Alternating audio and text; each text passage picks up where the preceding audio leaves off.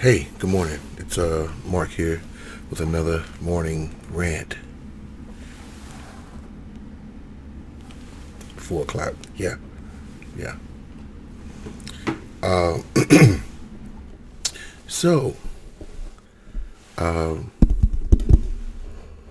last year, late last year, I did a video in which I believe Rachel Maddow exposed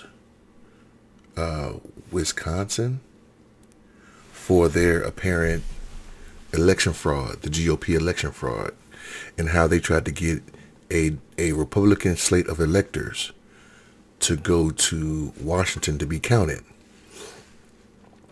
and how that's still an ongoing investigation. According to Rachel Maddow, this is still an ongoing investigation. Like they actually forged, they actually forged documents to say that the Republicans were the duly elected people, electors that should be counted in the Congress. Complete blatant fraud. And these quote unquote electors signed their names to this fraud. Let's go back to Rachel Maddow because she's reporting on someone who discovered something else about some other states.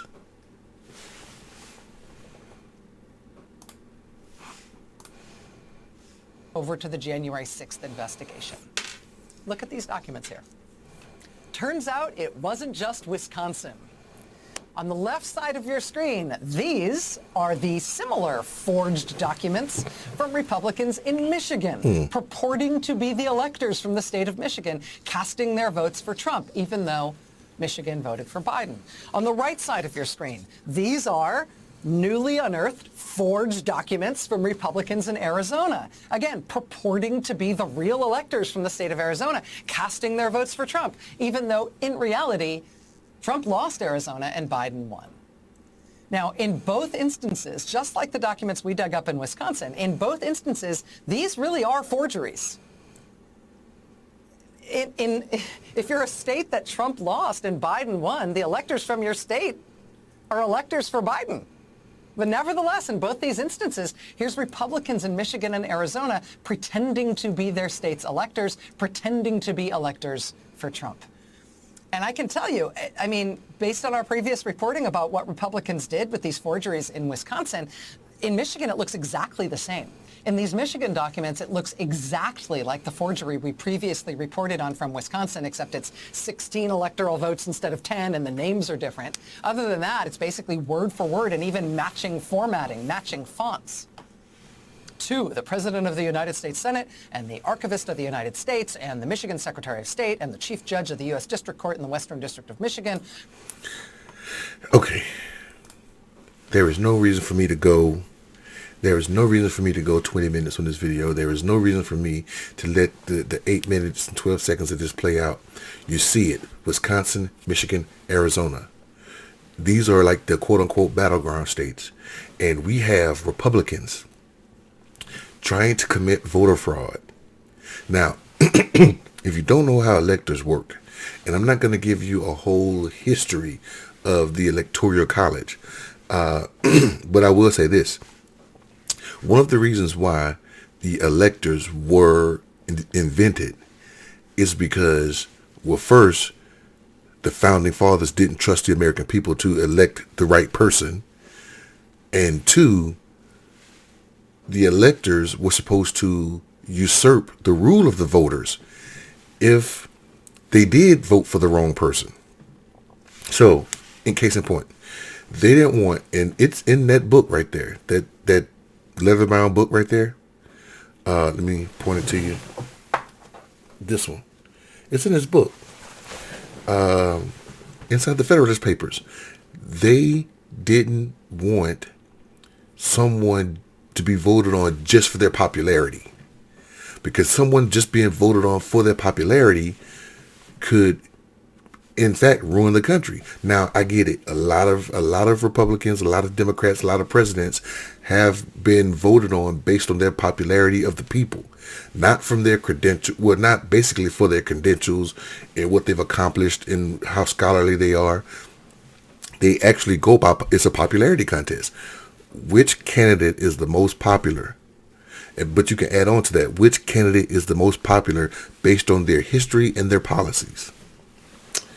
So, but the Electoral College was supposed to have been like a group of intellectual people that can say, you know what, we don't think this guy or this person is qualified. So they can shirk the rule of the people. But over time, rules have changed, laws have changed to where if someone wins the popular vote in your state, the electors have to vote for that person. Now, being that I just said what I said, if the person wins the popular vote in your state, the electors, per the laws in those states, have to side with the will of the people in those states and vote for the popularity person. Now, there are some states where, like in 2016, when Hillary Clinton lost, who said that they wasn't going to vote for Trump, the state, per their laws, they can wipe that person as an elector off and put in another elector that's going to vote per the will of the people. Quick little history lesson, quick little synopsis. So here we got Wisconsin, Arizona, and Michigan. Highly contested states. Both Republican and Democrats needed these electors. Both Democrat and Republican needed the people to vote for their person to win. Biden won. But you got Republicans, and I'm not saying the Republican Party as a whole, but you got Republicans who went out and forged documents and sent those documents to the President of the Senate, which is the Vice President, Mike Pence at the time, the Archivist of the United States.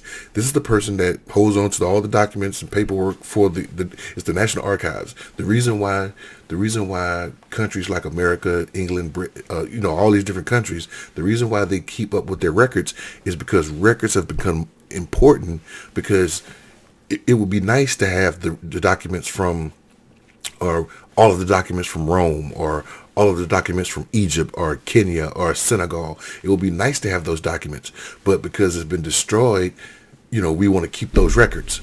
So we created the Archivist of the United States, who keeps our records, emails from senators. We got the Library of Congress. We got all this different stuff to keep up with documents.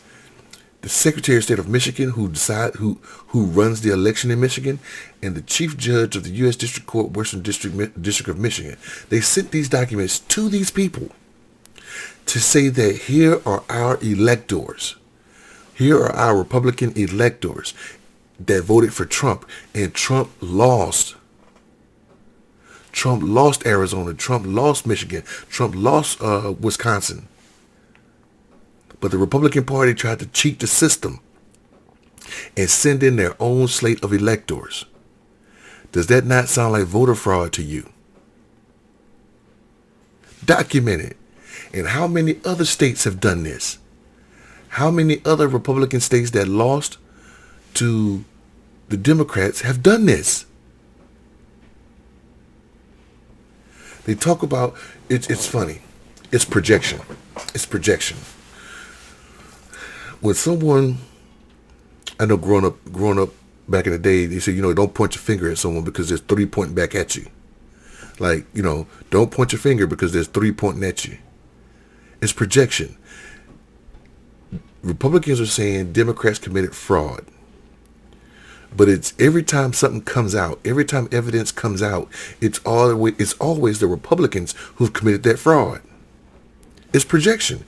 They're projecting their fraud on the Democrats. They are so bitter that they lost. Brian Kilmeade, who is part of Fox News, who tried to email Trump to tell him, or tried to text Trump's chief of staff and tell him to learn to lose. Well, no, to tell him to learn to lose. He is coming out publicly saying it. Brian Kilmeade is saying Trump needs to learn to lose.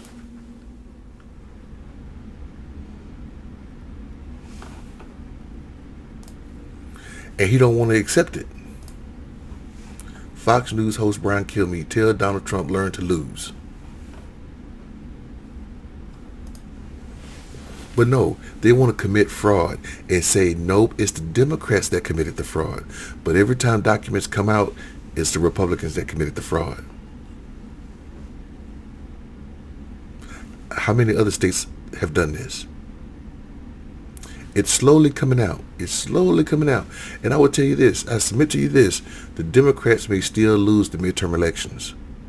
So if they plan on losing, if they are going to lose, they have to fix this. They have to finish this investigation, this January 6th investigation, hurriedly. They got to get everything done before November 3rd or before January of 2023, because the new people come in January 2023. And that's what the Republicans are banking on. They're banking on, let's stall this thing, let's prolong this thing, let's send this thing through the courts and slow walk it to the Supreme Court. Because if we can do that, then we can stall off and hold off until the next election. And when Republicans get in, they can stop these investigations. That's what they're banking on.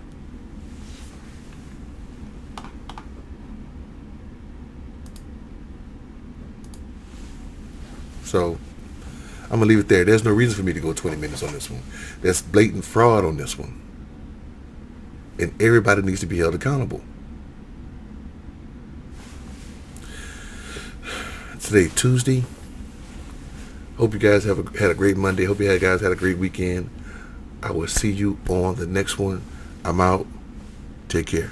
All right.